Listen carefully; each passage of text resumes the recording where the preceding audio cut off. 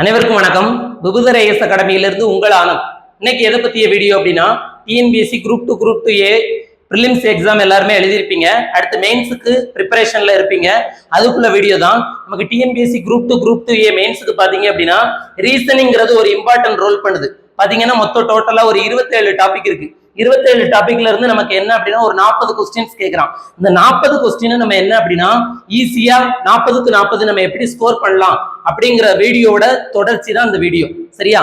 இந்த ரீசனிங் பாத்தீங்க அப்படின்னா நமக்கு டிஎன்பிஎஸ்சி குரூப் 2 ஏக்கு வருது. அது போக பாத்தீங்கன்னா போலீஸ் எஸ்ஐக்கு, ஆர்ஆர்பிக்கு எல்லாத்துக்குமே பாத்தீங்கன்னா கிட்டத்தட்ட சேம் டாபிக் தான்.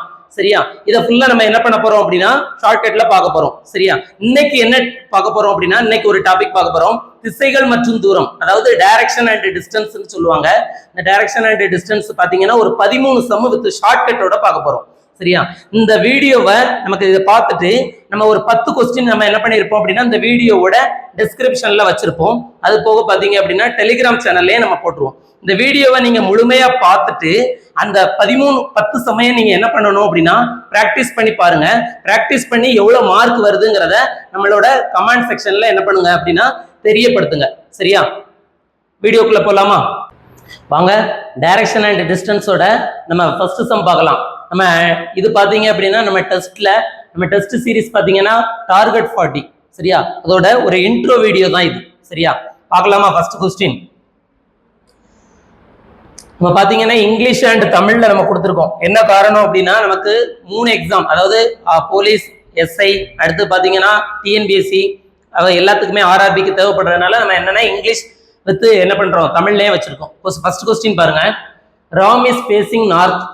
He then turns 45 degree in the clockwise direction and then again turns in the 180 degree in the same direction. Same direction na முன்ன என்ன டைரக்ஷன்ல வந்தானோ அதே டைரக்ஷன். அப்போ இது clockwise தான்.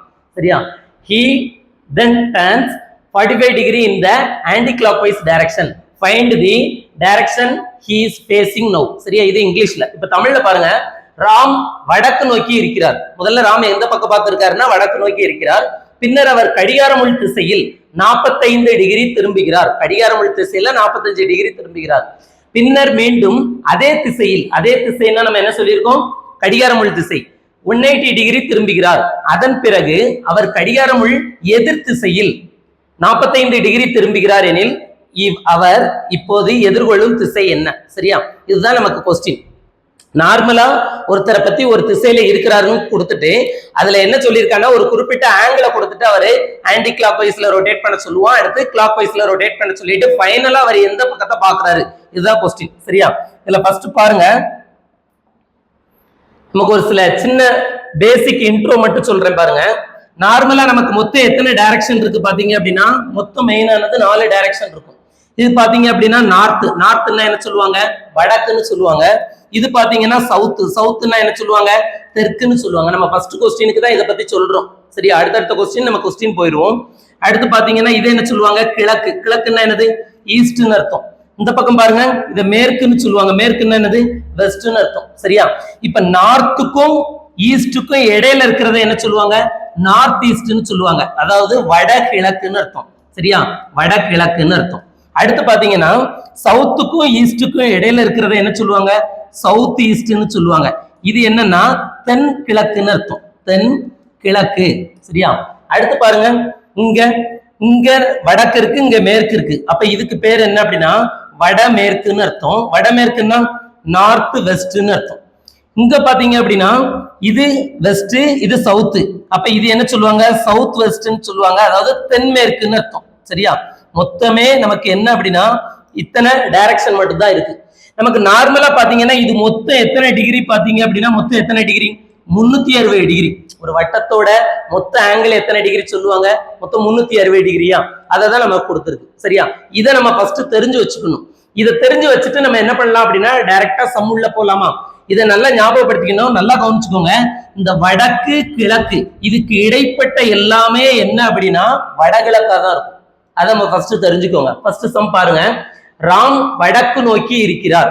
நார்மலா நீங்க என்ன பண்ணிருங்க அப்படின்னா ஒரு இந்த மாதிரி போட்டுக்கோங்க. இல்ல நமக்கு வடக்கு எது? வடக்குங்கிறது மேல பார்த்தா ஃபர்ஸ்ட் அவரை பாத்தீங்க அப்படின்னா மேல பார்த்தா இருப்பார். நான் வேற எதுவுமே எழுதல, ஏன்னா நமக்கு இது தெரியும், அதனால கன்ஃபியூஸ் ஆகுங்கிறதுனால எழுதல. ராம் ஃபர்ஸ்ட் எங்க இருக்காரு? வடக்கு நோக்கி இருக்கிறார். பின்னர் அவர் கடிகார முள் திசையில் 45 டிகிரி திரும்புகிறார் சொல்றாங்க. கடிகார முள் திசைனா கிளாக் வைஸ் டைரக்ஷனா? கடிகாரம் எப்படி சுத்தும்? கிளாக் வைஸ்ல சுத்துமா? அப்போ கிளாக் வைஸ்ங்கிறது இதுதானே கிளாக் வைஸ். பாருங்க எத்தனை டிகிரி திரும்புகிறார் சொல்றாங்க. அப்ப இந்த டைரக்ஷனுக்கும் இதுக்கும் இடையில மொத்தம் எத்தனை ஆங்கிள்னா பாருங்க 90 டிகிரி வருமா? ஃபர்ஸ்ட் நார்மலா அவர் வடக்கு பார்த்து இருப்பாரா? வடக்கு பார்த்து இருந்துட்டு கடிகார முள் திசையில எத்தனை டிகிரி திரும்புகிறார்? 45 டிகிரி. அப்போ இது கடிகார முள் திசை, இதுல எத்தனை டிகிரி திரும்புவாரு? 45 டிகிரின்னா இங்க இருந்து இது 45 டிகிரி வருமா?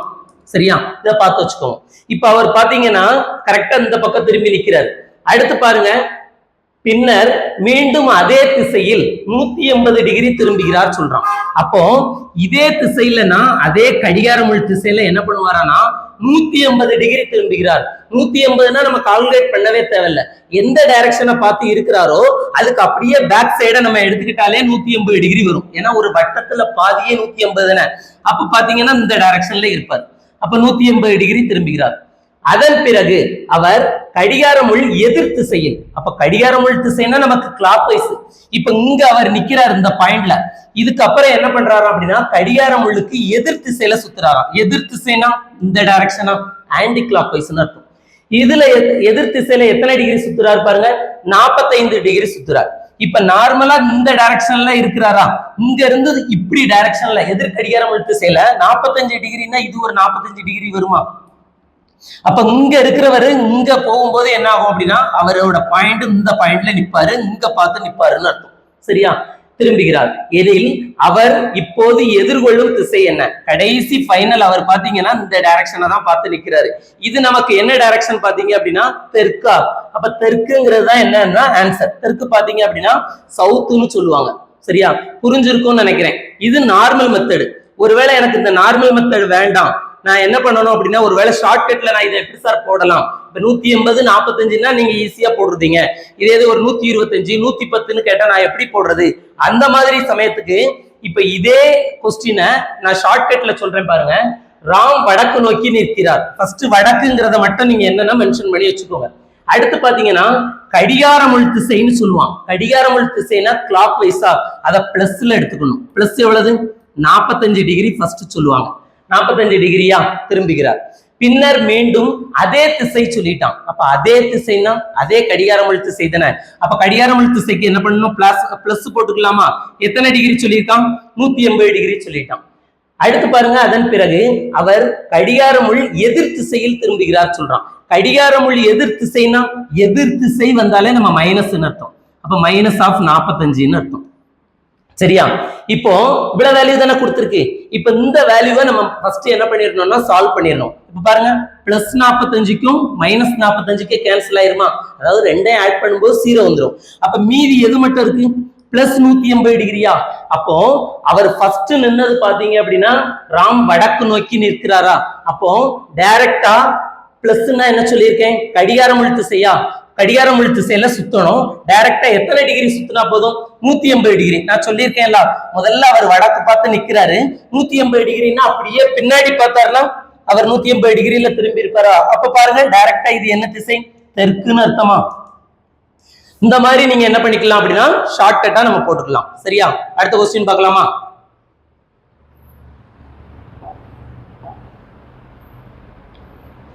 இப்ப அடுத்த கொஸ்டின் பாத்தீங்கன்னா நம்ம என்ன பண்ண போறோம் அப்படின்னா டைரக்டா நார்மல் மெத்தட்ல நம்ம போட போறது இல்ல. நம்ம என்ன பண்ண போறோம் அப்படின்னா அந்த ஷார்ட்கட்டை மட்டும் தான் வச்சு நம்ம ஷார்ட்கட்டை வச்சு செய்வோம். சரியா? A girl is facing north.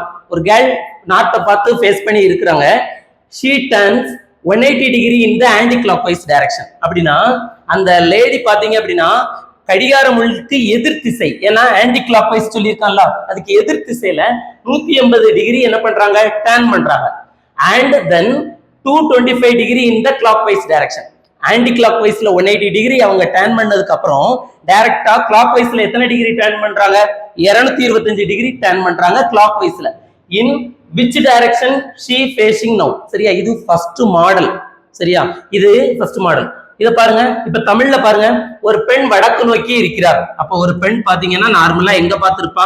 வடக்கு பார்த்து இருக்கான்னு அர்த்தம். அவள் எதிர் கடிகார முள் திசையில் 180 டிகிரியாகவும் அப்படின்னு சொல்லிட்டான். இப்ப அந்த ஷார்ட்கட்டை மட்டும் நம்ம அப்ளை பண்ணுவோமா? நார்மலா இதுல போடனாலும் போட்டீங்கன்னா ஆன்சர் வந்துடும். நம்ம இப்படி போட வேண்டாம். ஷார்ட்கட் மட்டும் பாருங்க. எதிர் கடிகார முள் திசைனா மைனஸா, கடிகார முள் திசை எத்தனை டிகிரி சொல்லியிருக்கான்? 180 டிகிரியா? அப்ப 180 எடுத்துக்கணும். அடுத்து பாருங்க, பின்னர் கடிகார முள் திசையில எத்தனை சொல்லியிருக்கான்? 225 டிகிரி சொல்லியிருக்கானா? அப்ப கடிகார முள் திசைனா என்னது? பிளஸ்ஸா? அப்ப 225ன்னு அர்த்தம். சரியா? அடுத்து வேற எதுவும் சொல்லியிருக்கானா? அவ்வளவுதான். இப்ப நம்ம என்ன பண்ணணும்னா அவன் கொடுத்திருக்க வேல்யூவை நம்ம சால்வ் பண்ணணுமா? இப்ப 225ல இருந்து நார்மலா நம்ம என்ன பண்ணணும்? 180 கழிக்கணும். பெரிய நம்பர் எங்க அடையாளம் இருக்கோ அதுதான் நம்ம கழிச்ச பெரிய நம்பர் அடையாளம். ரெண்டுக்கு பெரிய நம்பர் அடையாளம் பாத்தீங்கன்னா பிளஸ். 225ல இருந்து 180 கழிச்சா எவ்வளவு வரும்? 45 டிகிரி வருமா? அப்ப நமக்கு ஃபைனல் ஆன்சர் இதுதான். இப்போ நார்மலா அந்த பெண் எங்க பார்த்து நிக்கிறா? வடக்கு பார்த்து நிக்கிறா. இப்ப நம்ம என்ன பண்ண போறோம்னா நமக்கு கிடைச்சிருக்கதை இதுல அப்ளை பண்ண போறோம். இங்க பிளஸ்ன்னா என்ன சொன்னேன்? கடிகார முள் திசை சொன்னேன்னா, கடிகார முள் திசைன்னா இப்படி 45 டிகிரி நம்ம திரும்பினா போதும். அவன் கொடுத்திருக்கல பாருங்க, இங்க இருந்து 45 டிகிரி இந்த திசையா? அப்ப பாத்தீங்கன்னா இந்த பொசிஷன் தான் அவளோட ஃபைனலா அவ பாக்குற திசையா இருக்கும். நம்ம ஒவ்வொரு லைனா போட்டு சுத்தி எதுவுமே நம்ம செய்ய வேண்டாம். டைரக்டா இதை போட்டாலே போதும். அவள் இப்போது எந்த திசையை நோக்கி இருக்கிறாள்? இது எந்த திசை பாருங்க? இது நார்த், இது ஈஸ்ட். அப்ப நார்த் ஈஸ்ட்ங்கிறது பி ஆப்ஷன் அர்த்தம். சரியா? புரிஞ்சிருக்கும்னு நினைக்கிறேன். அடுத்த கொஸ்டின் பார்க்கலாமா? ஃபர்ஸ்ட் நமக்கு பேசிக் மெத்தட் தெரிஞ்சுக்கணும். அதுக்கப்புறம் நம்ம என்ன பண்ணிக்கலாம் அப்படின்னா ஷார்ட்கட்டை நம்ம யூஸ் பண்ணி பார்த்துக்கலாம். ஃபர்ஸ்ட் சம்ல நம்ம பேசிக் வித் ஷார்ட்கட்டோட சொல்லியிருப்போம். ரெண்டாவது சம்ல பாத்தீங்கன்னா ஷார்ட்கட்டை மட்டும்தான் நம்ம அப்ளை பண்ற மாதிரி இருக்கும். சரியா? மூணாவது சம் பாருங்க. தீபக் மோகன் வாக்ஸ் 5 கிலோமீட்டர் டுவர்ட்ஸ் சவுத் அப்படின்னு சொல்லியிருக்கான். இது பாத்தீங்கன்னா ஒரு ரெண்டாவது மாடல். இந்த ரெண்டாவது மாடல் எப்படி கொஸ்டின் வரும் பாருங்க. தீபக் மோகன் வாக்ஸ் 5 கிலோமீட்டர் டுவர்ட்ஸ் சவுத் அப்படின்னா சவுத்னா தெற்கு. தெற்க பார்த்து என்ன பண்றாராம்? ஒரு 5 kilometre நடக்கிறாரு. And then turns to the right. After walking 3 kilometers, he turns to the left. அப்படின்னா என்ன அர்த்தம் அப்படின்னா அடுத்து என்ன பண்றாருன்னா டர்ன் பண்றாரு. எப்போ? ரைட்ல டர்ன் பண்றாரு. எப்போன்னா 3 கிலோமீட்டர் நடந்ததுக்கு அப்புறம் அவர் என்ன பண்றாரு அப்படின்னா, அதாவது ரைட்ல டர்ன் பண்ணிட்டு 3 கிலோமீட்டர் நடக்கிறாரு. அதுக்கப்புறம் பாருங்க, he turned to the left. திரும்ப என்ன பண்றாரு? லெஃப்ட்ல டர்ன் பண்றாரு. walks 5 kilometre. அடுத்து ஒரு 5 கிலோமீட்டர் நடக்கிறாரு. எனில் what direction is he facing right now? அப்படின்னா இப்போ அவர் எந்த திசையை பார்த்து நிப்பாரு? அதுதானே நமக்கு கொஸ்டின்ல கொடுத்திருக்கு. சரியா? தமிழ் கொஸ்டின் அதுதான். அதை பார்த்துக்கலாமா? எப்படின்னு பாருங்க. கொஸ்டினை நம்ம சால்வ் பண்ணுவோம். இப்ப பாருங்க, தீபக் தெற்கு நோக்கி 5 கிலோமீட்டர் நடந்து. அப்ப நார்மலா நம்ம என்ன பண்ணணும்னா டைரக்ஷன் போடணுமா சார்னா வேண்டாம். நார்மலா ஒரு பாயிண்ட் வச்சுக்கோங்க. தெற்குன்னா எங்க? கீழே தானே. அப்ப பாருங்க எத்தனை கிலோமீட்டர்? 5 கிலோமீட்டர். சார் 5 கிலோமீட்டர் கண்டிப்பா அளவு எடுத்து போடணுமா? அளவு எடுத்து போட தேவையில்ல. நார்மலா நம்ம டிஃபரன்ஸ் காட்டினா போதும். அப்ப 5 கிலோமீட்டர்னு எழுதணுமா? கிலோமீட்டர்னு எழுத வேண்டாம். அதெல்லாம் நமக்கு தேவையில்ல. நமக்கு டைம் மிச்சமாகும். அப்ப 5ன்னு போட்டுக்கலாம். இப்ப டைரக்ஷனை மட்டும் இப்படி போட்டு வச்சுக்கணும். ஏன்னா கன்ஃபியூஸ் ஆயிடக்கூடாதுல்ல. ஃபர்ஸ்ட் தெற்கு நோக்கி கீழே போறாரு. அவரோட ஆரம்ப திசையை நான் என்ன பண்ணிடுறேன்னா ஒரு புள்ளி மை டாட் மை வச்சுக்கிறேன். பாருங்க, தெற்கு நோக்கி எத்தனை? 5 கிலோமீட்டர். பின்னர் வலதுபுறம் திரும்புகிறார் அப்படின்னு சொல்லியிருக்கான். அப்ப வலதுபுறம் நல்லா கவனிச்சுக்கோங்களேன். இங்க அவர் கீழே பார்த்து போகிறாரு அப்படின்னா அப்ப வலதுபுறம் அந்த பக்கம் போகுமா, இந்த பக்கம் போகுமா, நேரா போகுமா அப்படின்னா நான் ஒரு சின்ன எக்ஸாம்பிளுக்கு முதல் டைம் மட்டும் சொல்றேன் பாருங்களேன். இது ஒரு மனுஷன்னு ஞாபகம் வச்சுக்கோங்க. இப்ப பாருங்க, அவர் அங்க இருந்து இப்படித்தானே போகிறாரு. அப்போ இவருக்கு வலதுபுறம் பாத்தீங்கன்னா இந்த கையா. அப்ப வலதுபுறம்னா இந்த பக்கம் திரும்புறதுன்னு அர்த்தம். இடதுபுறம் பாத்தீங்கன்னா அந்த பக்கம் திரும்புறதுன்னு அர்த்தம். அப்ப நார்மலா தெற்கு நோக்கி போயிட்டு அவர் வலதுபுறம் திரும்புகிறார்னா வலதுபுறம் இந்த பக்கம் திரும்புவார். ஏன்னா அந்த மனுஷனுக்கு ரைட் ஹேண்டே இந்த சைடு. அப்ப எவ்வளவு தூரம் வலது பக்கம் திரும்புகிறார்? 3 கிலோமீட்டர் நடந்தவுடன் அப்படின்னா அவர் வலதுபுறம் திரும்பி எத்தனை கிலோமீட்டர் நடக்காரு? 3. நான் இந்த லைனை விட இந்த லைன் ஷார்ட்டா போடுவேன். ஏன்னா அது 5, இது 3. இப்ப பாருங்க, வலதுபுறம் திரும்பி அவர் 3 கிலோமீட்டர் போறாரு. அப்ப இந்த டைரக்ஷனை பார்த்து இருக்காரு. அதுக்கப்புறம் பாருங்க, இடது பக்கம் திரும்பி 5 கிலோமீட்டர் நடக்கிறார் சொல்றான். இப்ப பாருங்க, இப்படி போயிட்டு இருக்கும்போது இவருக்கு இடது பக்கம் எது? ஃபர்ஸ்ட் கொஸ்டின்ல மட்டும் நான் எல்லாமே சொல்லி கொடுக்குறேன் பாருங்க. இப்ப இப்படி பையன் போற மாதிரி டைரக்ஷனா. அப்ப இவருக்கு இடது பக்கம் பாத்தீங்கன்னா இது, வலது பக்கம் பார்த்தா இது. இது ஒரு சின்ன தலை மாதிரி நம்ம போட்டிருக்கேன், ஒரு ஆள் மாதிரி போட்டிருக்கேன். அப்ப இடது பக்கம் திரும்புகிறாருன்னா இந்த பக்கம் திரும்புவாரா? எத்தனை கிலோமீட்டர் போறாரு சொல்லியிருக்காங்க பாருங்க. 5 கிலோமீட்டர் செல்கிறார்னு சொல்லிட்டான். அப்ப இது 5. அடுத்து நடக்கிறார் எனில் அவர் இப்போது எந்த திசையை எதிர்கொள்கிறார்? அப்ப இப்படித்தானே போயிட்டு இருப்பாரு. அப்ப இது எந்த திசையை எதிர்கொள்கிறார்னா கீழே தானே பார்த்துட்டு இருக்காரு. நார்மலா நமக்கு கீழங்கிறது என்னது? தெற்கு தானே. அப்ப பாருங்க ஆன்சர் ஆப்ஷன் பி, சவுத்துங்கிறது தெற்குன்னு அர்த்தம். ஒண்ணுமே இல்ல, ரைட்டு லெப்ட்ங்கிறத மட்டும் நம்ம கரெக்டா எடுத்தா போதும். சரியா? புரிஞ்சுதா? அடுத்த கொஸ்டின் பார்க்கலாமா?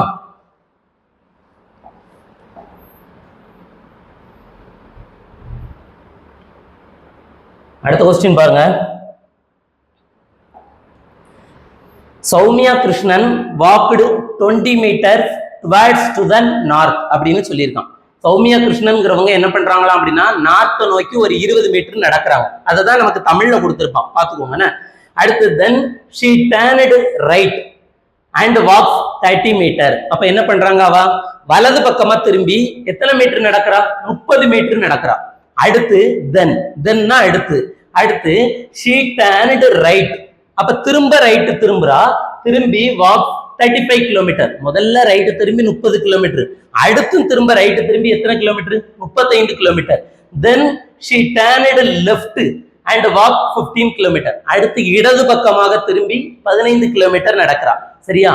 finally she turned left and walks 15 kilometre. கடைசியாவும் என்ன பண்றா?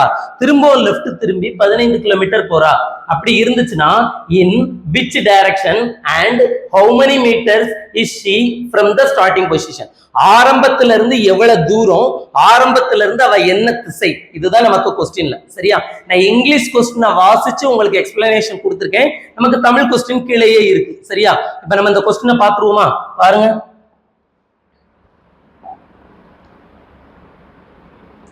நம்ம அவன் என்ன சொல்லியிருக்கானோ அதேபடி நம்ம செஞ்சோம்னா ஆன்சர் வந்துடும். சௌமியா கிருஷ்ணன் வடக்கு நோக்கி 20 மீட்டர் நடந்தார். ஏதாவது ஒரு பாயிண்ட விட்டுட்டா கூட ஆன்சர் வராது. சரியா? நம்ம போடும்போது என்ன பண்ணணும்னா பொறுமையா கரெக்டா போடணும். வடக்கு நோக்கின்னா நமக்கு தெரியும் தானே, மேல பார்த்து பாருங்க. இது ஆரம்ப திசைன்னு வச்சுக்கலாம். வடக்கு நோக்கினா மேல எத்தனை மீட்டரு? ஒரு 20 மீட்டர் நம்மளா போட்டு வச்சுக்கலாம். சரியா? போடும்போதே கொஞ்சம் லென்த்தாவே போட்டுருங்க. சரியா? 20 மீட்டர். அதுக்கு அடுத்து பாருங்க, பின்னர் வலதுபுறம் திரும்பி, நான் சொன்னேன் தெரியுமா, போன கொஸ்டினை நல்லா தெளிவா பாத்தீங்கன்னா தெரியும். இது மேல பார்த்து போறேன்னா இதுக்கு, இப்ப நான் மேல பார்த்து போறேன்னா எனக்கு வலது பக்கம் அந்த பக்கம், இடது பக்கம் இந்த பக்கம். அப்ப வலது பக்கம்னா வலது பக்கம் திரும்பினா இந்த பக்கம் தானே திரும்பணும். அப்ப பாருங்க, வலது பக்கம் திரும்பி எத்தனை மீட்டர் நடக்கிறார் பாருங்க. வலதுபுறம் திரும்பி 30 மீட்டர் நடக்கிறார். அப்ப பாருங்க, நார்மலா 30 மீட்டரா? இத கம்பேர் பண்ணும்போது அதை பெருசா கட்டினா போதும். 30 மீட்டர் நடக்கிறார். இப்ப இந்த பக்கம் பார்த்து போயிட்டு இருக்கான்னு அர்த்தம். அடுத்து பாருங்க, பின்னர் அவள் வலதுபுறம் திரும்பி, திரும்பவும் என்ன பண்றாளாம்? வலதுபுறம் திரும்புறா. இப்ப இப்படி போறேன் அப்படின்னா இதுக்கு வலதுபுறம் பாத்தீங்கன்னா கீழே, இடதுபுறம் பார்த்தா மேல. அப்ப வலதுபுறம் திரும்பி எத்தனை மீட்டர் போறா? 35 மீட்டர் போறா. அப்ப 35 மீட்டர்னா நார்மலா கீழே வர போட்டுக்கலாமா? பாருங்க, 35. ஏன் சார் கீழே வர போட்டிருக்கீங்கன்னா இங்க ஏற்கனவே 20 மீட்டருக்கு நம்ம கொடுத்துருக்கோம். அப்ப 35 மீட்டருங்கிறது இது. சரியா? இப்ப பாருங்க கீழே எதுக்கு சார் ஆரோ மார்க் அடிக்கடி போடுறீங்கன்னா நமக்கு கன்ஃபியூஸ் ஆயிடக்கூடாது. வலது இடதுங்கிறது கன்ஃபியூஸ் ஆயிடக்கூடாது. இப்ப 35 மீட்டர் போயிட்டா. பின்னர் அவள் இடதுபுறம் திரும்பி, இப்ப பாருங்க கீழே பார்த்து போறான்னா இடதுபுறம் அந்த பக்கமா, வலதுபுறம் இந்த பக்கம். இடதுபுறம் திரும்பி எத்தனை மீட்டர் போகணும்?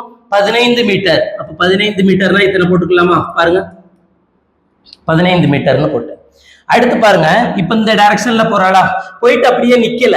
இறுதியாக அவள் இடதுபுறம் திரும்பி,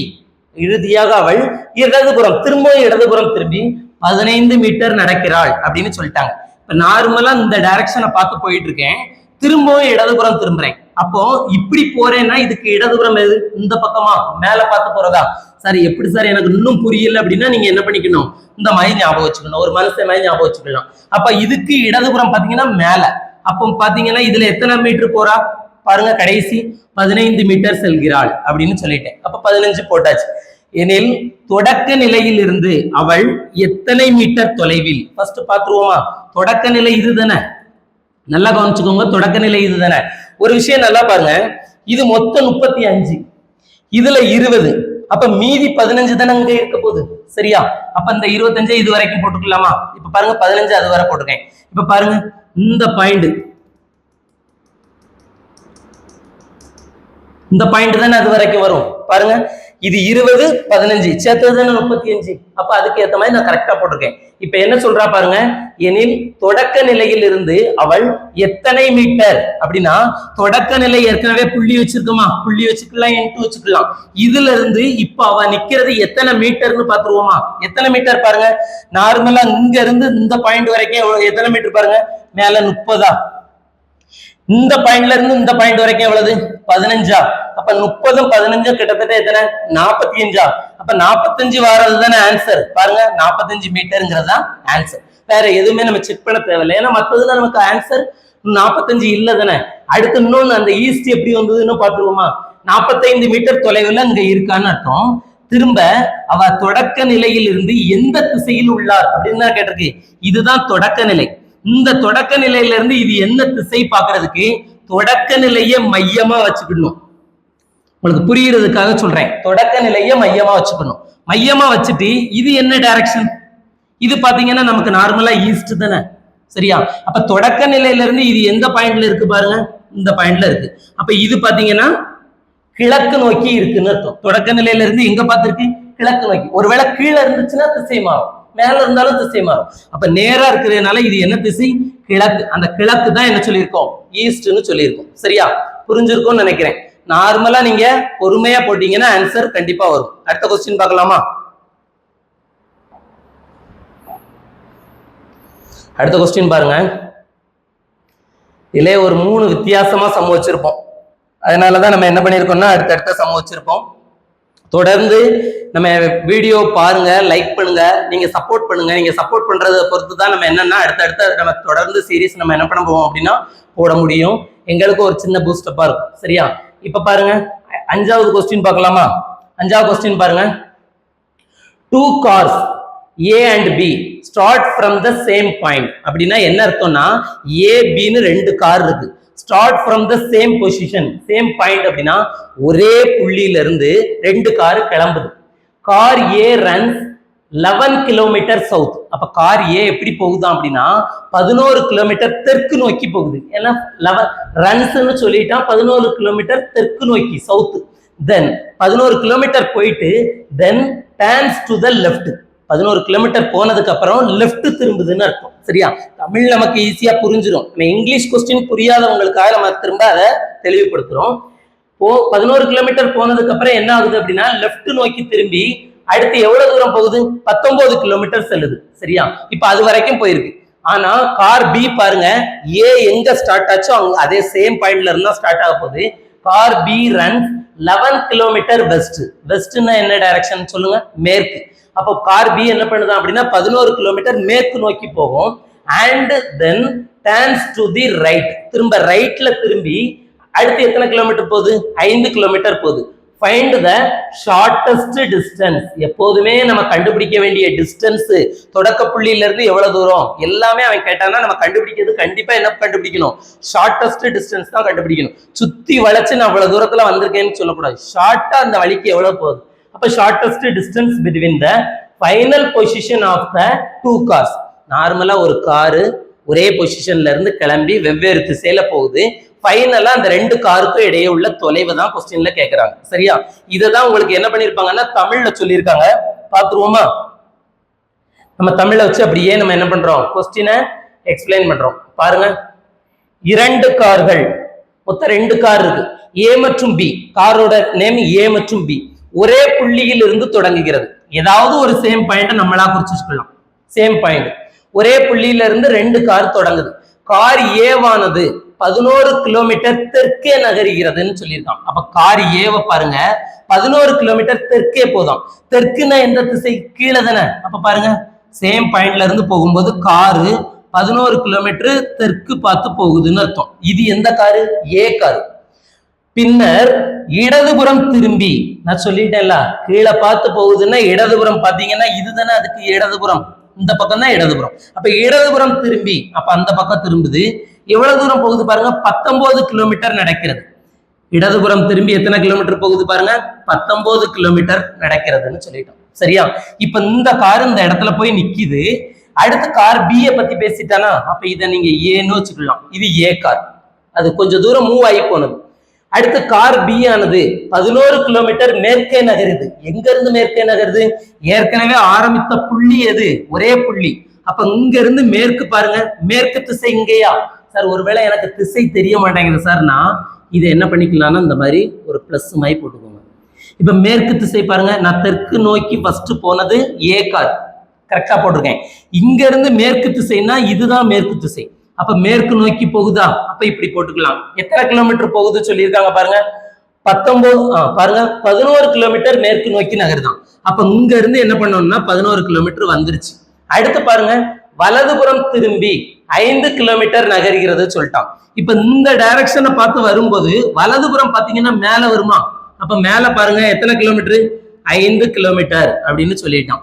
இப்ப பாருங்க கொஸ்டின்ல என்ன கேட்டிருக்கான் பாருங்க, எனில் 2 கார்களின் இறுதி நிலைகளுக்கும் இடையே உள்ள குறுகிய தூரத்தை கண்டுபிடின்னு சொல்லியிருக்கான். இப்ப நார்மலா பாத்தீங்கன்னா இந்த காரு இந்த இடத்துல வந்து நிக்குது, இது என்னன்னா பின்னு அர்த்தம். சார் கரெக்டா அளவு போடணுமானா அளவு போட தேவையில்ல, டிஃபரன்ஸ் காட்டினா போதும். இப்ப பாருங்க, இந்த 2 காருக்கும் இடையே உள்ள தொலைவை தானே நம்ம கண்டுபிடிக்கணும். அப்ப நம்ம கண்டுபிடிக்க வேண்டிய டிஸ்டன்ஸே பாருங்க, இந்த டிஸ்டன்ஸ் தான் கண்டுபிடிக்கணும். நார்மலா இந்த டிஸ்டன்ஸ் நம்ம ஏக்கும் பிக்கும் இடையே உள்ள ஷார்டஸ்ட் டிஸ்டன்ஸ் இதுதான். இந்த பக்கமெல்லாம் வந்தா சுத்தி வர மாதிரி இருக்கும். அப்ப ஷார்டஸ்டே அதுதான். இந்த டிஸ்டன்ஸை நம்ம கண்டுபிடிக்கணும்னா நார்மலா நம்ம எப்படி கண்டுபிடிக்கலாம் தெரியுமா? பிதாகரஸ் தியரம்ங்கிறது நம்ம படிச்சிருப்போம். அந்த தியரம் யூஸ் பண்ணி தான் பண்ண முடியும். ஆனா பிதாகரஸ் தியரம் பாத்தீங்க அப்படின்னா ஒரு செங்கோண முக்கோணமா இருந்தா மட்டும்தான் நம்ம பிதாகரஸ் தியரம் யூஸ் பண்ண முடியும். அப்ப என்ன சார் பண்றது அப்படின்னா, நம்ம இத ஒரு செங்கோண முக்கோணமா நம்ம மேக் பண்ணணும், அதாவது உருவாக்கணும்னு அர்த்தம். இப்ப நார்மலா பாருங்க, இந்த பாயிண்ட் நமக்கு தெரிஞ்சிருச்சா? அடுத்து பாருங்க, இந்த பாயிண்ட் வரைக்கும் நமக்கு ஏற்கனவே நார்மல் டிஸ்டன்ஸ் இருக்கு. இதை என்ன பண்ணிக்கலாம், நம்மளா ஒரு டாட் லைனா போட்டு வச்சுக்கலாமா? அடுத்து பாத்தீங்கன்னா இது ஒரு டாட் லைனா போட்டுட்டு இதுக்கு அடுத்து நமக்கு லென்த் இருக்கலாம். இப்ப பாருங்க, இது ஒரு செங்கோண முக்கோண மாதிரி இருக்கா? நம்ம கண்டுபிடிக்க வேண்டிய டிஸ்டன்ஸ் ஏக்கும் பிக்கும் இடையே உள்ள டிஸ்டன்ஸ் என்ன வச்சுக்கலாம்? எக்ஸ்ன்னு வச்சுக்கலாமா? அப்ப எக்ஸ் தெரியும்னா இதுதான் நம்ம படிச்சிருப்போம், உங்களுக்கே தெரியும். இதுக்கு பேர் என்ன அப்படின்னா கர்ணம், படிச்சிருக்கோம்ல. அடுத்து பாருங்க, இப்போ இந்த டிஸ்டன்ஸ் கண்டுபிடிக்கணும்னா அப்ப இதுக்கு எதிர்பக்கம் தெரியணுமா? அப்ப இங்க இருந்து இது எவ்வளவு? 5 தெரியும். ஆனா இங்க இருந்து இது எவ்வளவுன்னு தெரியறதுக்கு இதே டிஸ்டன்ஸ் தான் அங்க இருக்கு. இங்க எவ்வளவு பாருங்க, அப்ப 11.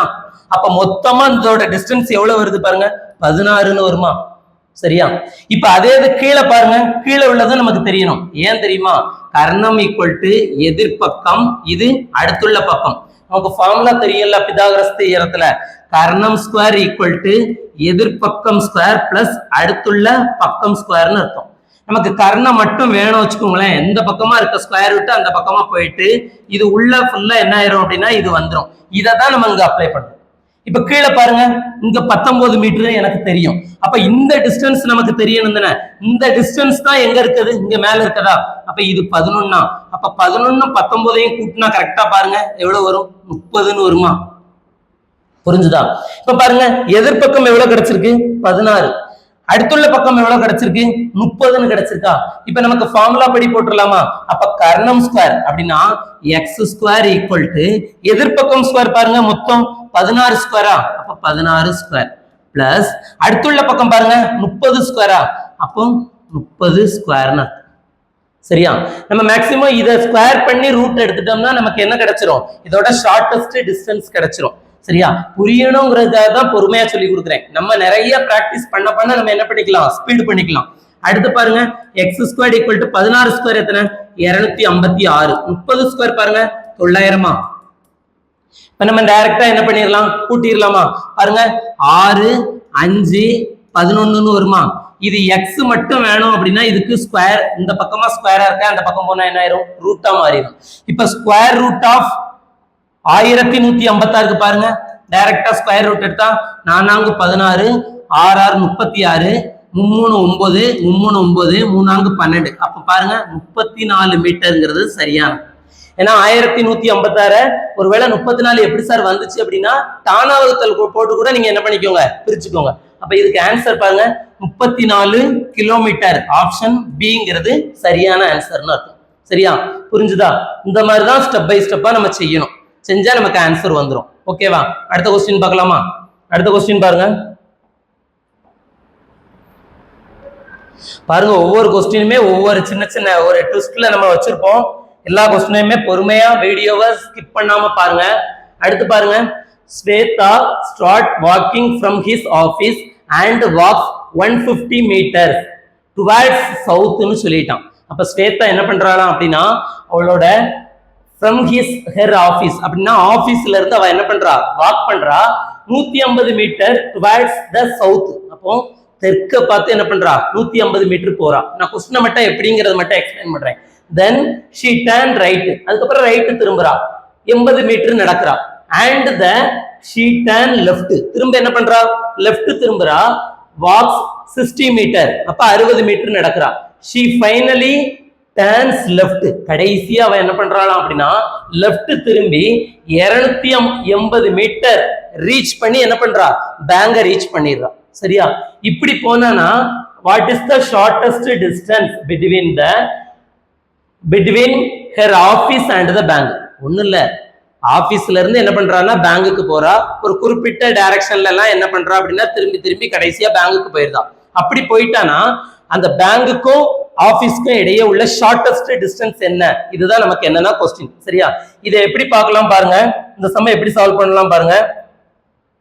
சரி, ஏன் சார் ஷார்டஸ்ட் டிஸ்டன்ஸ்ல 2 சம் வச்சிருக்கீங்கன்னா, மேக்சிமம் நமக்கு கொஸ்டினை கொஞ்சம் டஃபா கேட்கணும் அப்படின்னா என்ன சம் கேட்கலாம், இதைதான் கேட்கலாம். அப்ப நம்ம கொஞ்சம் ஒரு 2 வித்தியாசமா நம்ம பாக்குறதுக்காக ஒரு சம் வச்சிருக்கோம். பாருங்க, ஸ்வேதா தனது அலுவலகத்தில் இருந்து நடக்க ஆரம்பித்து தெற்கு நோக்கி 150 மீட்டர் நடக்கிறாள். தெற்குன்னா எங்க, கீழே தானே. பாருங்க, ஸ்டார்டிங் பாயிண்டா வச்சுக்கோங்க. தெற்குன்னா கீழே, ஏன்னா ஒவ்வொரு சமூகம் நம்ம சொல்லிட்டே சொல்ல முடியாது. முந்தின வீடியோல நம்ம பொறுமையா சொல்லியிருக்கோம். தெற்கு நோக்கின்னா கீழே என்ன பண்றா, 150. சார் 150 நம்ம எவ்வளவு தூரம் எடுக்கணுமோ நம்ம எடுத்துக்கலாம்.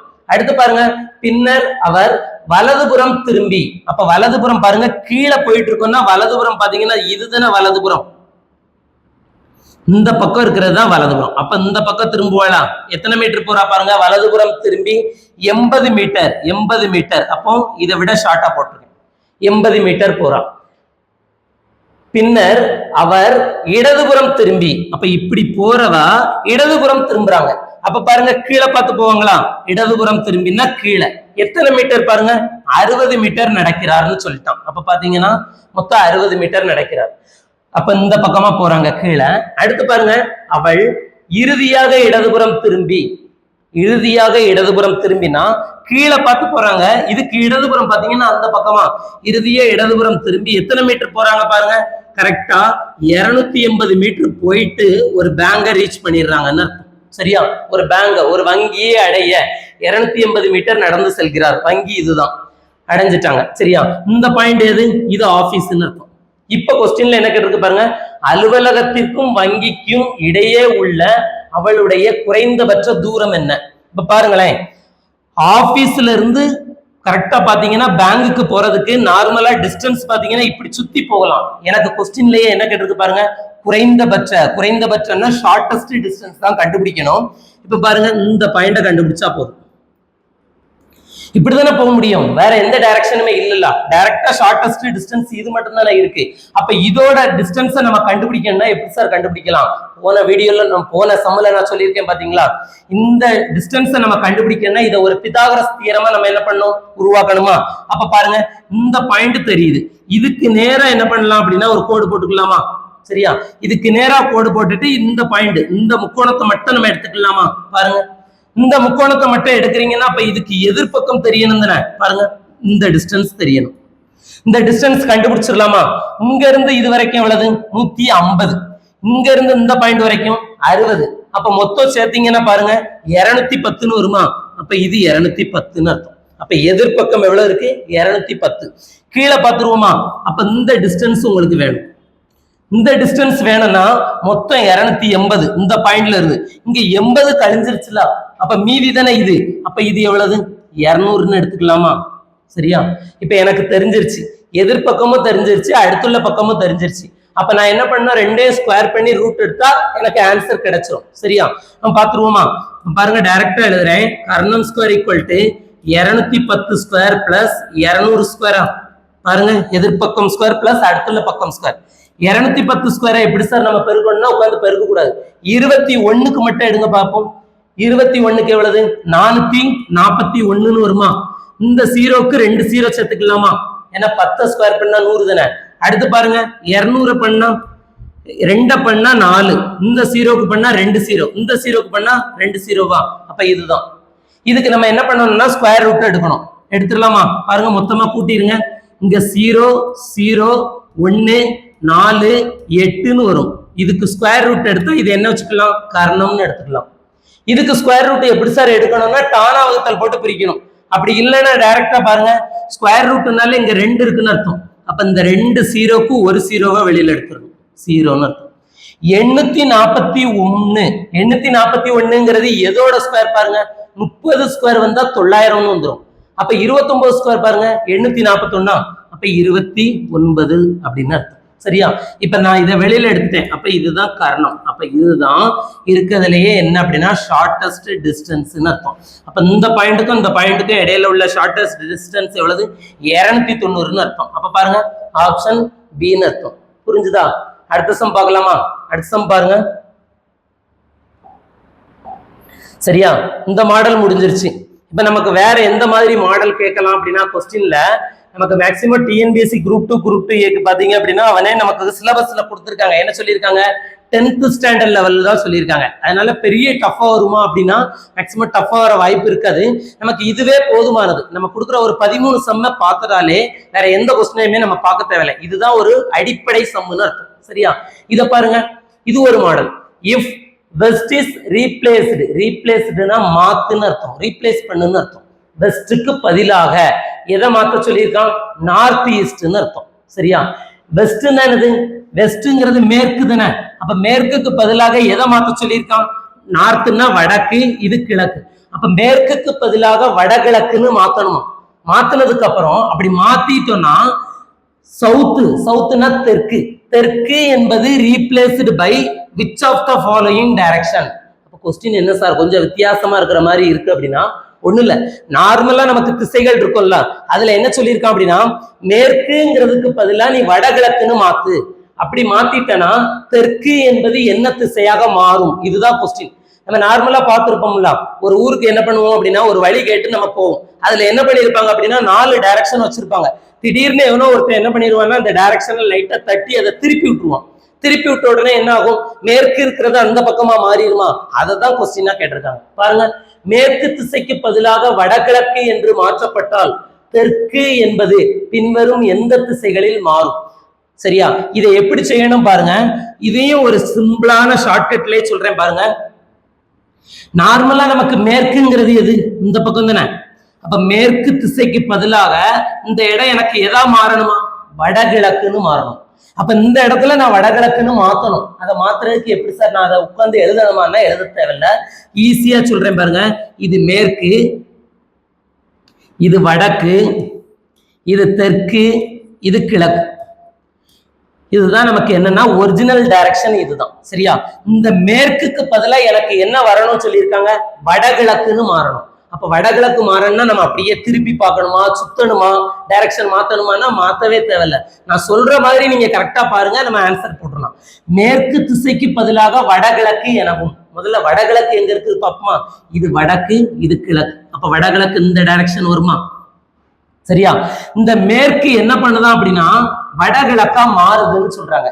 அப்ப வடகிழக்கா இந்த மேற்கு திசை பாத்தீங்கன்னா வடகிழக்கா மாறணும்னா நமக்கு நார்மலா கிளாக் வைஸ்ல கரெக்டா இது ஒரு 90 டிகிரியா, இது ஒரு 45 டிகிரியா, ரெண்டு சேர்த்தா பாருங்க ஒரு 135 டிகிரி கிளாக் வைஸ்ல ரொட்டேட் ஆச்சுன்னா மாறி இருந்தன.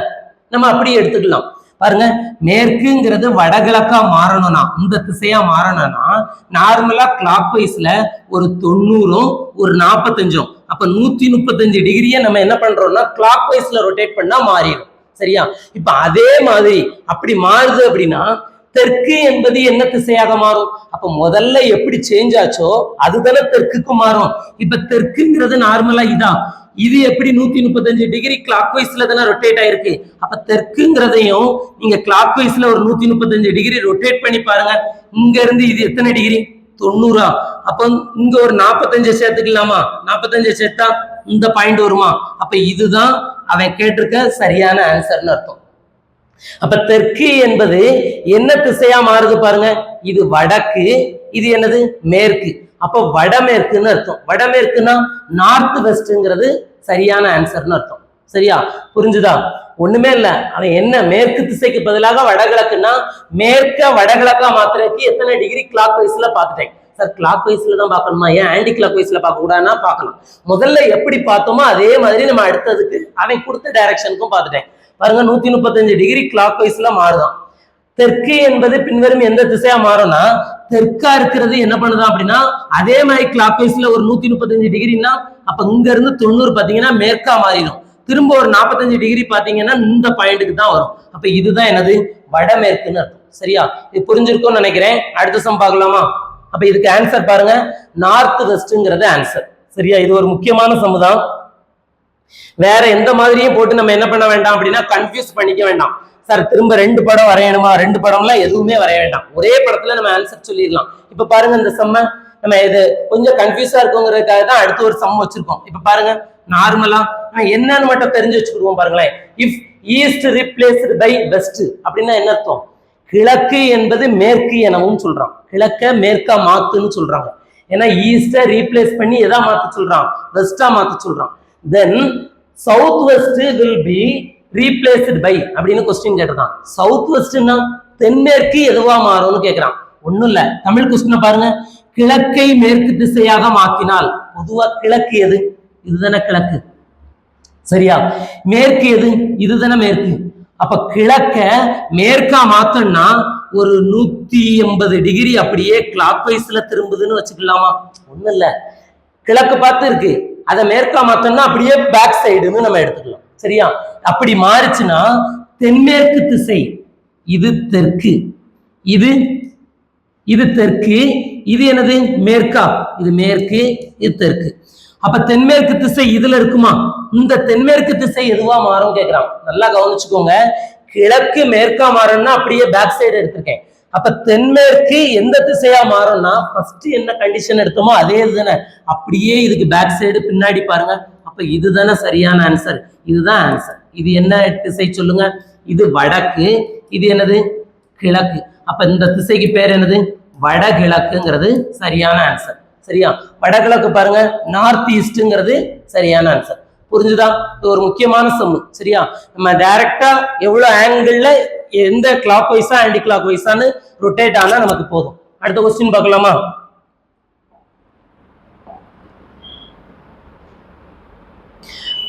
அப்படியே வீடியோவை பொறுமையா பாருங்க.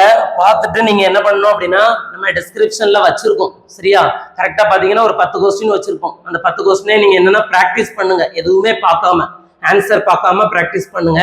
எத்தனை கொஸ்டின் நம்மளால செய்ய முடியுதுன்னு பாருங்க.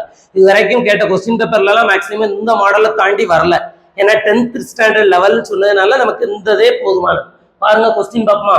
A person walks towards his house at 8 AM அப்படின்னா ஒரு மனிதர் என்ன பண்றாராம் அப்படின்னா towards his house, அவர் தனது வீட்டை பார்த்து நடந்து போறாரு. எப்ப அவர் நடந்து போறாரு? காலையில 8 மணிக்கு நடந்து போறாரு.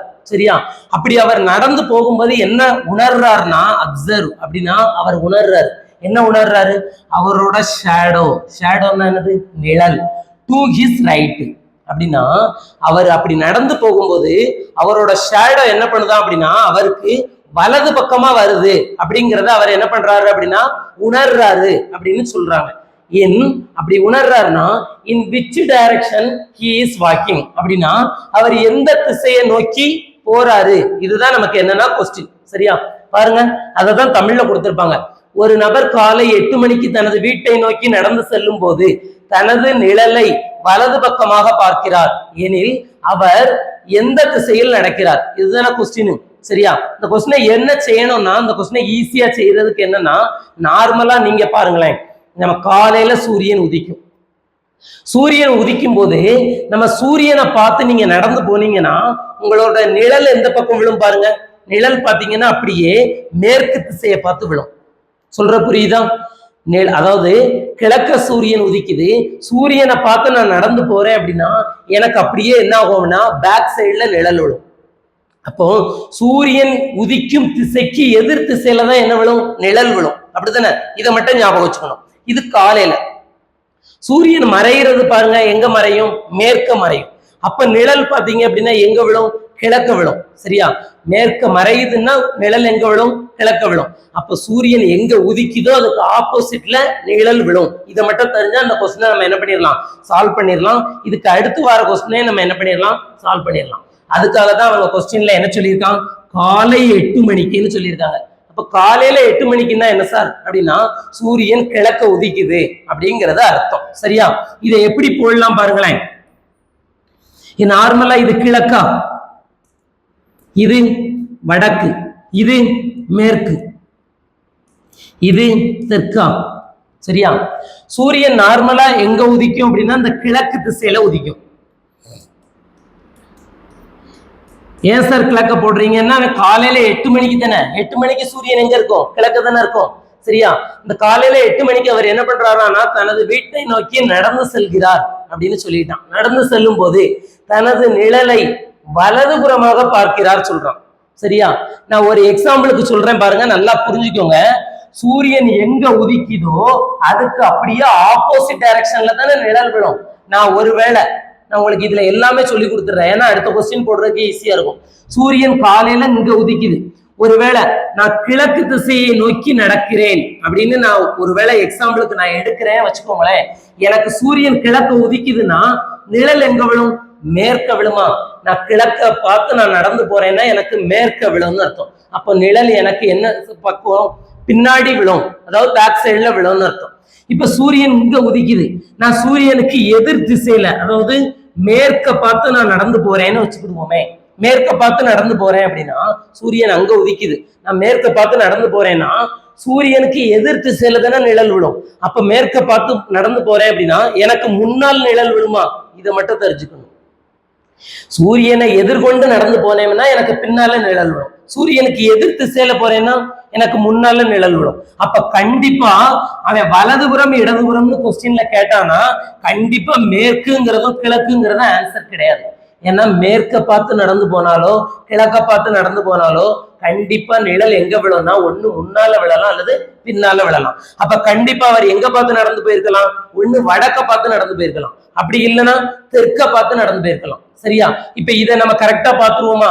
பாருங்க, காலை 8 மணிக்கு அவர் தனது வீட்டை நோக்கி நடந்து செல்கிறார், தனது நிழலை வலதுபுறமாக அப்படின்னு சொல்லியிருக்கான். இப்போ கண்டிப்பா அவர் மேற்க பார்த்து நடக்கல, கண்டிப்பா அவரு கிழக்க பார்த்து நடக்கல. சரியா? இப்ப பாருங்க, ஒருவேளை வடக்க பார்த்து நடந்து போறாருன்னு வச்சுக்கிடுவோமே. இப்படி நடந்து போறாரு, வடக்க பார்த்து நடந்து போறாருன்னா சூரியன் இங்க உதிக்குது, அப்ப நிழல் எந்த பக்கம் விழும்னா இந்த பக்கம் விழுமா? அப்ப அவர் வடக்க பார்த்து நடந்து போகும்போது அவருக்கு இடதுபுறம் தானே நிழல் விழும். அப்படித்தானே? எனக்கு கொஸ்டின்ல என்ன கேட்டிருக்கு? வலதுபுறமாக தானே நிழல் விழணும். அப்ப பாருங்க, அப்ப அவர் கண்டிப்பா வடக்க பார்த்து நடக்கல. பாருங்க, அவர் தெற்க பார்த்து தான் நடந்து போயிருக்காரு. இப்ப பாருங்க, அவர் தெற்க பார்த்து நடந்து போகும்போதுதான் சூரியன் கிழக்க உதிக்குதுன்னா நமக்கு மேற்க நிழல் விழும். அவர் கீழே பார்த்து தெற்க பார்த்து நடந்து போகும்போது அவருக்கு இந்த பக்கம் நிழல் விழும். கண்டிப்பா இந்த பக்கம் நிழல் விழுதுன்னா அவருக்கு இது எந்த சைடு? வலதுபுறம்னு அர்த்தமா? சரியா? நல்ல பொறுமையா பாருங்க, இந்த சமு தெரிஞ்சா அடுத்த சமு செஞ்சிடலாம். புரியுதா? அப்ப அவர் எங்க பார்த்து நடந்து போறாரு? தெற்கு நோக்கி நடந்து செல்கிறார்னு அர்த்தம். அப்ப ஆன்சர் என்னது? ஆப்ஷன் பின்னு அர்த்தம். புரியுதா? இதை மட்டும் தெரிஞ்சு வச்சுக்கிட்டா போதும். ஒருவேளை காலை சொன்னனாலதான் நான் இப்படி எடுத்திருக்கேன், மாலை சொன்னா அப்படியே ரிவர்ஸ்ல நம்ம எடுக்கிற மாதிரி இருக்கும். சரியா? ஓகேவா? அடுத்த சம் பார்க்கலாமா?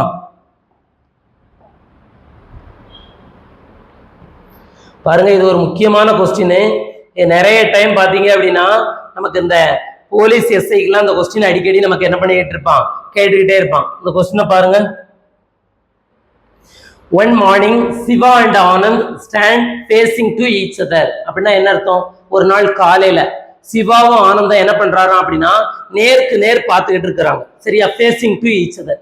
If the shadow of Anand அப்படின்னா ஷேடோ ஆஃப் ஆனந்த்னா ஆனந்தோட நிழல் falls to the left of Siva அப்படின்னா சிவாவுக்கு இடதுபுறம் விழுதான்.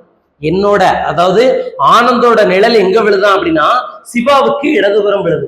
அப்படி இருந்துச்சு அப்படின்னா இன் விச் டைரக்ஷன் ஆனந்த் ஃபேசிங்? அப்ப ஆனந்த் எந்த திசையை நோக்கி நிற்பார்? இதுதான் கொஸ்டின்.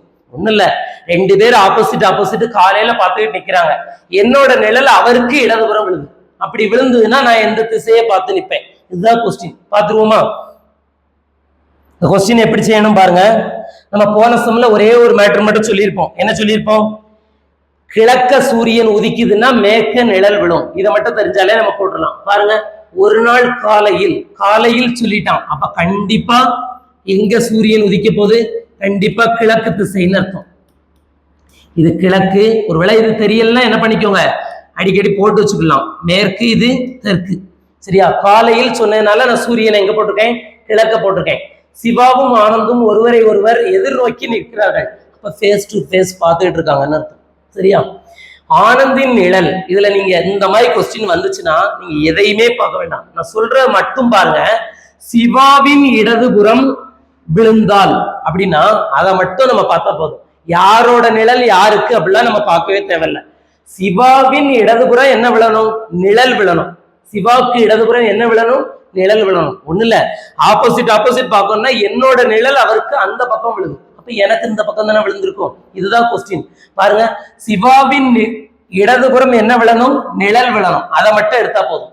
ஒருவேளை நான் போன செம்ல சொல்லியிருக்கேன் தெரியுமா, எனக்கு முன்னாலோ பின்னாலோ நிழல் விழுந்தா மட்டும்தான் நம்ம இந்த டைரக்ஷன் கிழக்கு மேற்குங்கிறத நம்ம எடுப்போம். இது எல்லாமே என்ன சொல்லியிருக்காங்கன்னா இடதுபுறம் வலதுபுறம். அப்ப இடதுபுறம் பாருங்க, இடதுபுறம் வலதுபுறம் கொஸ்டின் கேட்டா ரெண்டுக்கும் ஒண்ணு வடக்கா இருக்கலாம் அல்லது தெற்கா இருக்கலாம். இதுதான் ஆப்ஷனா வரப்போகுது. பாத்துருவோமா? ஆனந்தின் நிழல் சிவாவின் இடதுபுறம் விழுந்தால் அப்ப சிவாவுக்கு இடதுபுறத்துல என்ன விழணும்? நிழல் விழணும். சரியா? ஒருவேளை சிவாங்கிறவரு தெற்கு பார்த்து நிக்கிறாருன்னு நம்ம வச்சுக்கிடுவோமே.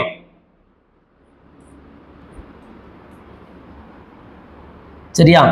தெற்கு பார்த்து நிக்கிறாருன்னு வச்சுக்கிடுவோம். தெற்கு பார்த்து நிக்கிறாருன்னா கண்டிப்பா சிவாவுக்கு எந்த பக்கம் நிழல் விழும்? சிவா தெற்கு பார்த்து நிக்கிறாருன்னா இவர் சிவா. அப்ப கண்டிப்பா இங்க யாரு நின்றுப்பா? ஆனந்த் நின்றுப்பாரா? ஏன்னா ஃபேஸ் டு ஃபேஸ் நிக்கிறாங்க. சிவாவுக்கு காலையில இங்க சூரியன் உதிக்குது, மேற்கதான் நிழல் விழணும். சிவா தெற்கு பார்த்து நின்னா சிவாவுக்கு வலதுபுறம் நிழல் விழுமா? அப்படித்தானே? சிவா தெற்கு பார்த்து நின்னா எங்க விழும்? வலதுபுறம் நிழல் விழும். ஏன்னா இது ஆனந்தோட நிழல் அங்க விழும்னு அர்த்தம். இப்போ சிவாவுக்கு எந்த பக்கம் நிழல் விழணுமா? இடதுபுறம் விழணுமா?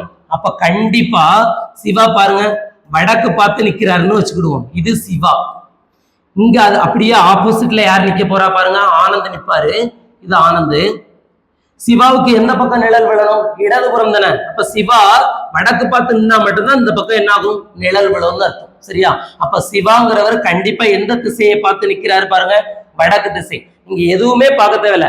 சிவாவுக்கு எந்த பக்கம் நிழல் விழுது, யாருக்கு எந்த பக்கம் நிழல் விழுது அதை பார்த்தா போதும். இப்ப பாருங்க, ஆனந்த் எந்த திசையை நோக்கி நிற்கிறார்? சிவா வடக்க பார்த்து நிற்கிறார்னா ஆனந்த் எந்த திசையை நோக்கி நிற்கிறார்? தெற்க நோக்கி நிற்கிறார். அப்ப இதுக்கு சிங்கிறது சரியான ஆன்சர். கொஞ்சம் அப்படியே கன்ஃபியூஸ் பண்ற மாதிரி இருக்கும். பொறுமையா வீடியோ பாருங்க, கண்டிப்பா புரியும். சரியா? நல்ல தெளிவா புரியணுங்கிறதுக்காக தான் திரும்ப திரும்ப என்ன பண்றேன், பொறுமையா சொல்லி கொடுக்குறேன். அடுத்த கொஸ்டின் பார்க்கலாமா? ஒருவேளை முன்னால் பின்னால் நிழல் விழுது அப்படின்னா கண்டிப்பா கிழக்கு மேற்கு திசையை பார்த்து நிப்பாங்கன்னு அர்த்தம். சரியா? கொஸ்டினை பார்த்து நம்ம முடிவு பண்ணிக்கலாம். பாருங்க, இது அடுத்த ஒரு மாடல். இப்ப இதுவரைக்கும் ஒரு மாடல் பார்த்தோமா? அடுத்த மாடல் பாருங்க. Village A is the west of village B அப்படின்னா வில்லேஜ் பிக்கு மேற்கு சைடா என்ன இருக்கான்? வில்லேஜ் ஏ இருக்கு. விச்னா பாருங்க, இந்த விச்னா எந்தன்னு சொல்லுவோம். இதுல பாத்தீங்கன்னா இந்த வில்லேஜ் பியை பத்தி சொல்றாங்க. என்ன சொல்றாங்க பாருங்க? To the south of village C. அப்போ பிங்கிறது எங்க இருக்கு அப்படின்னா சிக்கு சவுத்து, சிக்கு தெற்கு புறமா இருக்குன்னு அர்த்தம். சரியா? அடுத்து பாருங்க, அப்படியே கண்டினியூஸா தான் which is to the west of village D. அப்ப விச்னா எந்தன்னு அர்த்தம். அப்ப இந்த இடத்துல இந்தன்னு அர்த்தம். அப்ப வில்லேஜ் சி எப்படி இருக்கான் அப்படின்னா வில்லேஜ் டிக்கு மேற்கு புறமா இருக்குன்னு சொல்லியிருக்கான்.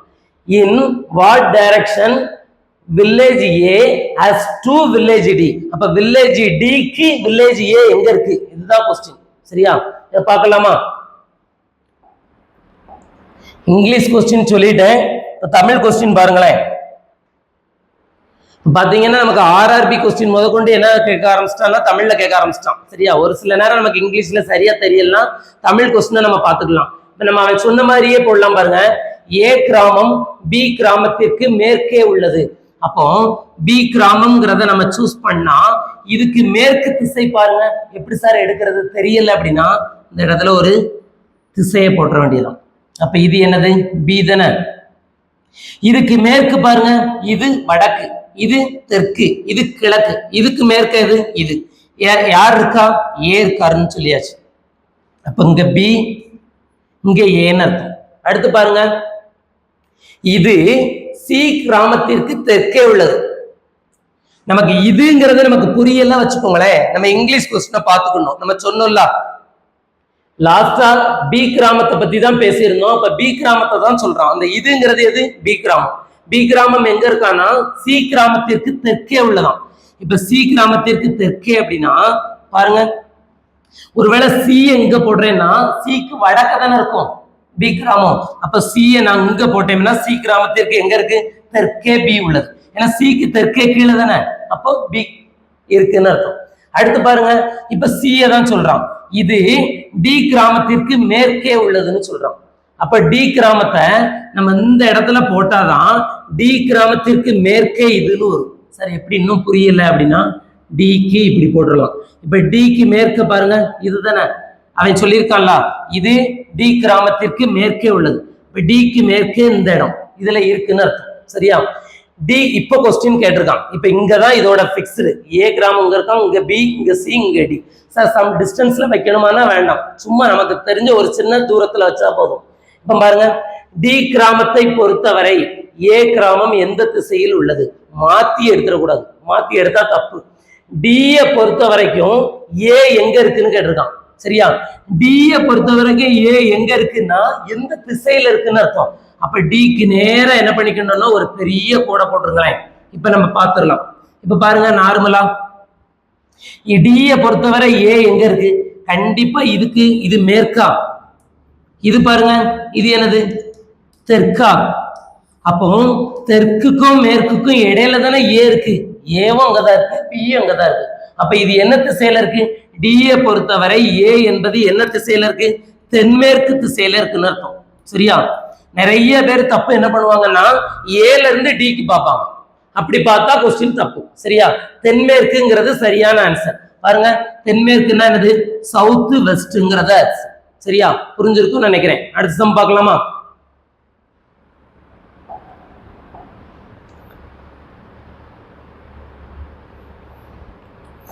இப்ப போன சம்ல என்ன பண்ணிருக்கான் அப்படின்னா டிஸ்டன்ஸ் கொடுக்கல. இந்த சம்ல என்ன பண்ணிருக்கான்னா ஒரு குறிப்பிட்ட டிஸ்டன்ஸ்ல அது அங்கங்க இருக்குங்கிறத சொல்லியிருக்கான். சரியா? இந்த கொஸ்டினுக்கு நம்ம அப்படியே பாருங்க, point A is 30 meter to the east of point B. நம்ம அப்படியே என்ன பண்ணிடுறோம்னா இங்கிலீஷ்ல என்ன கொடுத்துருக்கோ அதுதானே தமிழ்ல கொடுத்துருக்கு. நம்ம டைரக்டா தமிழ் கொஸ்டின் எடுத்துருவோம். பாருங்களேன், பாருங்க,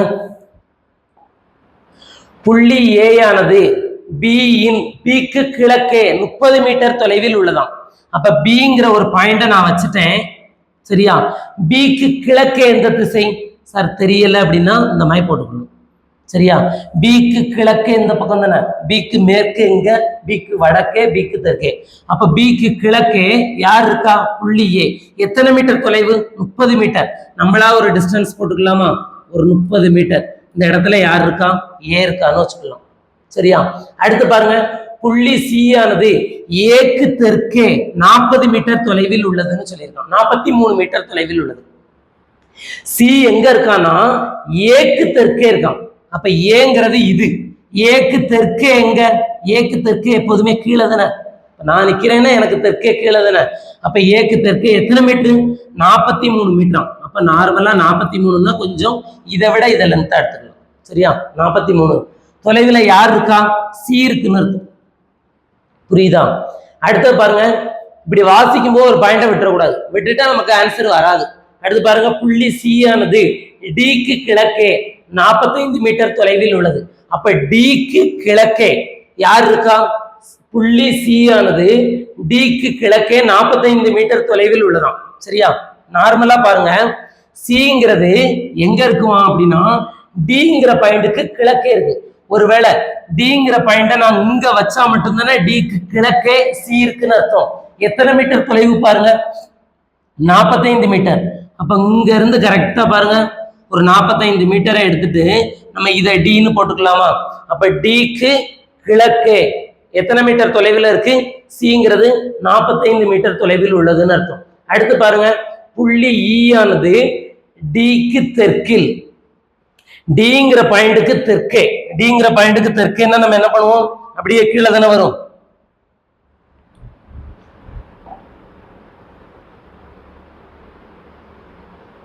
இப்ப பாருங்க,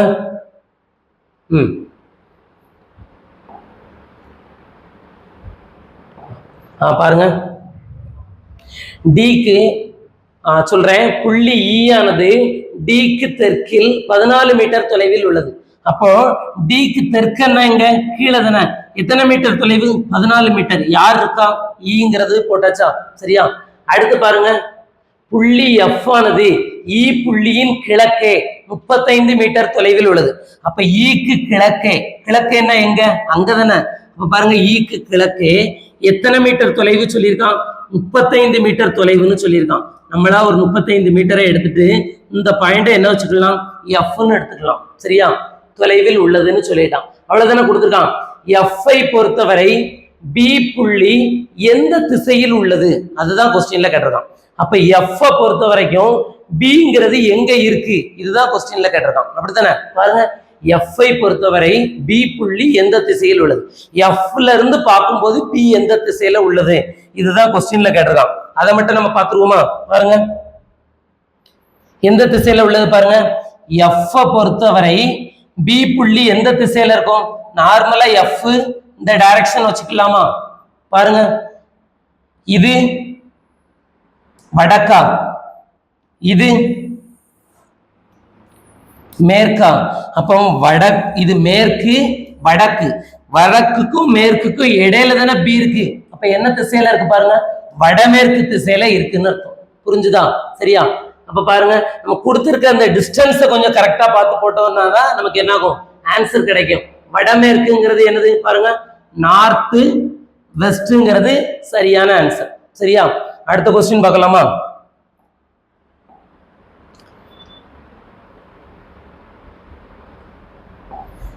பாருங்க, ஒரு 13வது கொஸ்டின் பாருங்க, ஒரு வித்தியாசமான சமம்.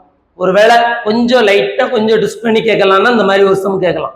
என்ன கேட்டிருக்கான் பாருங்க, a clock is so placed that at 12 noon its minutes hand towards northeast. அப்படின்னா என்ன அர்த்தம்? சரியா? ஒரு கிளாக்கை என்ன பண்றாங்க அப்படின்னா ஒரு டேபிள்ல பிளேஸ் பண்றாங்க. அப்போ மணி கரெக்டா எத்தனை மணி இருக்கான்? மதியம் 12 மணி. ஏன்னா நூன்னு சொல்லியிருக்காங்கல்ல, அப்போ மதியம் 12 மணி. அப்போ மினிட்ஸ் ஹேண்டுன்னு சொல்லியிருக்காங்க. மினிட்ஸ் ஹேண்டுன்னா நிமிடம் உள்ளா, மொத்தம் 2 இருக்குல்ல, பாருங்க, நிமிடம் உள்ளுன்னு அர்த்தம். நிமிடம் உள்ள என்ன சொல்லுவாங்க அப்படின்னா மினிட்ஸ் ஹேண்டுன்னு சொல்லுவாங்க. ஹவர் ஹேண்டு அப்படிங்கிறத என்ன சொல்லுவாங்க அப்படின்னா மணி முள்ளுன்னு சொல்லுவாங்க. சார் இன்னும் புரியல அப்படின்னா நார்மலா பாத்தீங்கன்னா ஒரு சின்ன முள் இருக்கா, இது பாத்தீங்க அப்படின்னா இப்படி இருக்கும். இதுக்கு பாத்தீங்க அப்படின்னா இது மணி முள்ளு, இது பாத்தீங்க அப்படின்னா நிமிட முள்ளு. சரியா? அததான் சொல்லியிருக்காங்க. இப்ப என்ன பண்றாங்கன்னா ஒரு டேபிள்ல ஒரு 12 மணிக்கு கரெக்டா 12 மணிக்கு ஒரு கிளாக்கை வைக்கிறாங்க. அப்போ மினிட்ஸ் ஹேண்ட், மினிட்ஸ் ஹேண்ட்னா பெரிய முள்ளு. அந்த பெரிய முள்ளு எந்த திசையை காட்டுதான் அப்படின்னா நார்த் ஈஸ்ட் திசையை காட்டுது. சரியா? அப்படி இருந்துச்சு அப்படின்னா இன் விச் டைரக்ஷன், எந்த டைரக்ஷன்ல ஹவர் ஹேண்ட் இருக்கும்? கரெக்டா எத்தனை மணிக்காம்? 1:30க்குன்னு கொஸ்டின்ல கேட்டிருக்காங்க. சரியா? கொஸ்டினை சொல்றேன் பாருங்களேன். ஒரு 12 மணிக்கு ஒரு கிளாக் என்ன பண்றேன் அப்படின்னா நேரடியா ஒரு டேபிள்ல தூக்கி வைக்கிறேன். அப்போ அந்த பெரிய முள், அதாவது மினிட்ஸ் ஹேண்டு எனக்கு எந்த திசையை காட்டுது அப்படின்னா கரெக்டா பாருங்க நார்த் ஈஸ்ட். நார்த் ஈஸ்ட்னா வடகிழக்கு திசையை காட்டுது. சரியா? இதே இது அப்படியே கிளாக்கு சுத்தி வந்து எனக்கு கரெக்டா ஒரு 1:30க்கு பாத்தீங்க அப்படின்னா மணிமுள் எந்த திசையை காட்டும்? இதுதான் கொஸ்டின். இது எப்படி போடலாம் பாருங்களேன். அததான் தமிழ்ல சொல்லியிருப்பான். ஒரு கடிகாரம் மதியம் 12 மணிக்கு அதன் நிமிடமுள் வடகிழக்கு நோக்கி இருக்கும் வகையில் வைக்கப்பட்டுள்ளது அப்படின்னு சொல்லிட்டான். நம்ம நார்மலா என்ன பண்ணணும் மட்டும் சொல்றேன் பாருங்களேன். கரெக்டா வடகிழக்க நம்ம டைரக்டா எடுக்கணும். பாருங்க, இது என்னது? வடக்கா, இது என்னது? கிழக்கா. அப்ப வடகிழக்கு பாத்தீங்கன்னா இந்த திசையில வருமா? இதுதானே வடகிழக்கு. நார்மலா வடகிழக்குங்கிறது இந்த திசை. சரியா? இந்த திசையில தான் என்ன இருக்கான் அப்படின்னா 2 முள்ளுமே இருக்குன்னு சொல்லியிருக்கான். சரியா? ஏன்னா 12 மணின்னு சொல்லிட்டான். அப்ப இது 12 மணியா இருக்குமா? எப்போதுமே நம்ம கடிகாரத்துல பாருங்க, இது வடகிழக்கு திசையை பார்த்தா அந்த எந்த முள்ளு இருக்குன்னு சொல்லியிருக்கான், நிமிட முள்ளு இருக்குன்னு சொல்லியிருக்கான். 12 மணிக்கு நிமிட முள்ளு எங்க இருக்கோ அங்கதானே சின்ன முள்ளு இருக்கும். அதனாலதான் நான் நேரா சேமா போட்டிருக்கேன். இது சின்ன முள் போட்டிருக்கேன், இது பெரிய முள். சரியா? இது 12 இருந்துச்சுன்னா அப்படியே இதுக்கு ஆப்போசிட்ல என்ன இருக்கும்? 6 மணின்னு இருக்குமா? நம்மளோட கிளாக்ல பாத்தீங்கன்னா தெரியும். சரியா? இது 12, இது 6 இருந்துச்சுன்னா இந்த பக்கம் எத்தனை மணி இருக்கும்? 3 இருக்கும். இந்த பக்கம் பாருங்க எத்தனை இருக்கும்? 9 இருக்குமா? இதுதானே ஒரு கிளாக்கு. நார்மலான கிளாக் இப்படித்தானே இருக்கும். சரியா? இப்ப கொஸ்டின்ல பாருங்க, மதியம் 1:30 மணிக்கு அப்படின்னு சொல்லியிருக்கான். இப்போ இது 12 மணி. சரியா? அடுத்து பாத்தீங்க அப்படின்னா 1 மணிக்கு வரணும் வச்சுக்கோங்களேன். இப்ப பாருங்க, கரெக்டா 12 மணி. பொதுவா 12 மணிக்கும் 3 மணிக்கும் இடையில எதெல்லாம் இருக்கு பாருங்க? 1 இருக்கும், 2 இருக்குமா? சரியா? இந்த 2 தானே இருக்க போகுது. அப்ப பாருங்க, கரெக்டா 1 மணிக்குன்னு சொல்லியிருக்கான்.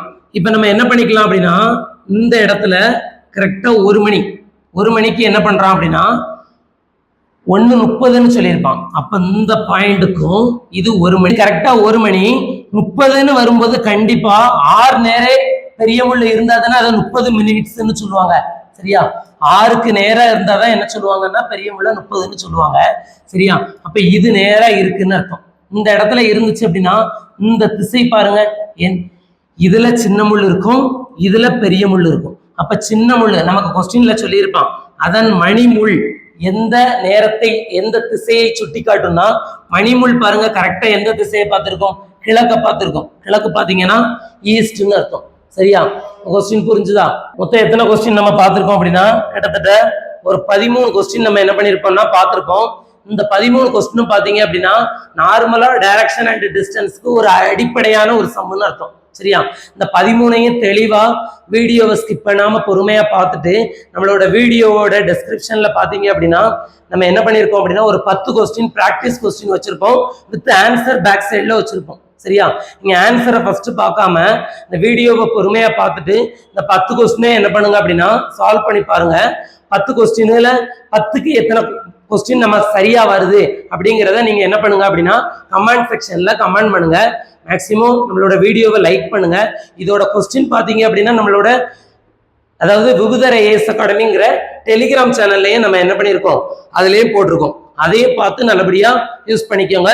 அடுத்த ஒரு வீடியோல சந்திக்கலாம். நன்றி, வணக்கம்.